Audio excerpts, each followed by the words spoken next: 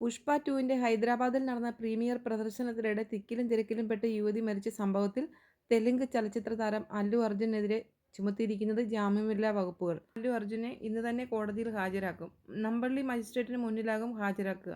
Medical പരിശോധന Osmania medical കോളേജിലും നടക്കും. ജൂബിലി ഹിൽസിലെ വസതിയിൽ വെച്ചാണ് അല്ലു അർജുനെ കസ്റ്റഡിയിലെടുത്തത്. കിടപ്പുമുറിയിൽ നിന്ന് വിളിച്ച് അറസ്റ്റ് രേഖപ്പെടുത്തുന്നത് എന്തിനെന്ന് അല്ലു അർജുൻ ചോദിച്ചു. പ്രാതൽ കഴിക്കാൻ സമയം തരണമെന്ന് ആവശ്യപ്പെട്ടതോടെ പോലീസ് ഉദ്യോഗസ്ഥരുമായി ചെറിയ വാക്കേറ്റമുണ്ടായി. അച്ഛൻ അല്ലു അരവിന്ദും ഭാര്യ സ്നേഹ റെഡ്ഡിയും പോലീസ് ഉദ്യോഗസ്ഥരും തമ്മിലും വാക്കേറ്റമുണ്ടായതിനിടെയാണ് ഹൈദരാബാദ് പോലീസിന്റെ ടാസ്ക് ഫോഴ്സ് സംഘം അല്ലു അർജുനെ അറസ്റ്റ് ചെയ്തുകൊണ്ടുപോയത്.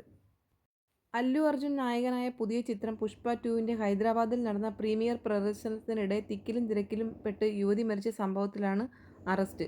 ചിത്രത്തിന്റെ റിലീസ് ദിന തലേന്ന് 4-ാം തീയതിയാണ് പല തിയേറ്ററുകളിലും പെയ്ഡ് പ്രീമിയറുകൾ നടന്നത്. ഇതിന്റെ ഭാഗമായി ഹൈദരാബാദിലെ പഴയ തിയേറ്റർ കോംപ്ലക്സുകളിലൊന്നായ സന്ധ്യ തിയേറ്ററിൽ ബുധനാഴ്ച രാത്രി നടന്ന പ്രീമിയർ ഷോയ്ക്ക് അല്ലു അർജുനും കുടുംബവും ഒപ്പം സിനിമാ സംഘവും എത്തിയിരുന്നു. ഇതോടെയുണ്ടായ തിക്കിലും തിരക്കിലുമാണ് ചിത്രം കാണാനെത്തിയ ദിൽഖുഷ് നഗർ സ്വദേശിനി രേവതി മരിച്ചത്. അല്ലു അർജുനും സംഘവും തിയേറ്ററിലേക്ക് എത്തുന്ന വിവരം ഏറെ വൈകിയാണ് പോലീസിനെ അറിയിച്ചത്. അതിനാൽ വേണ്ട സുരക്ഷാ ക്രമീകരണങ്ങൾ അവർക്ക് ഒരുക്കാനായില്ല. പോരാത്തതിന് അല്ലു അർജുനൊപ്പമുണ്ടായിരുന്ന സ്വകാര്യ സെക്യൂരിറ്റി സംഘം ആളുകളെ കൈകാര്യം ചെയ്തതായും പോലീസ് പറഞ്ഞിരുന്നു. തുറന്ന ജീപ്പിൽ ആരാധകരെ അഭിവാദ്യം ചെയ്തുകൊണ്ടാണ് അല്ലു അർജുൻ സ്ഥലത്തേക്ക് എത്തിയത്. അല്ലു അർജുനെതിരെ മനഃപൂർവ്വമല്ലാത്ത നരഹത്യ, മനഃപൂർവ്വം ദ്രോഹിക്കാൻ ശ്രമിച്ചു എന്നീ വകുപ്പുകൾ പ്രകാരമാണ് കേസെടുത്തിരിക്കുന്നത്.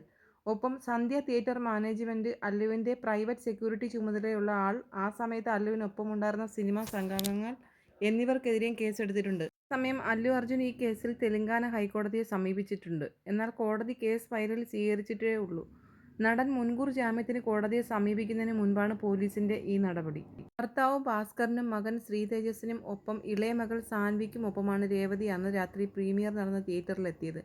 എന്നാൽ മകൾ സാൻവി കരഞ്ഞതിനാൽ കുട്ടിയെ തിയേറ്ററിനടുത്തുള്ള ബന്ധുവീട്ടിലാക്കുവാൻ ഭാസ്കർ പോയി. ഈ സമയത്താണ് പ്രീമിയർ കാണാനായി അല്ലു അർജുൻ തിയേറ്ററിലേക്ക് എത്തിയത്.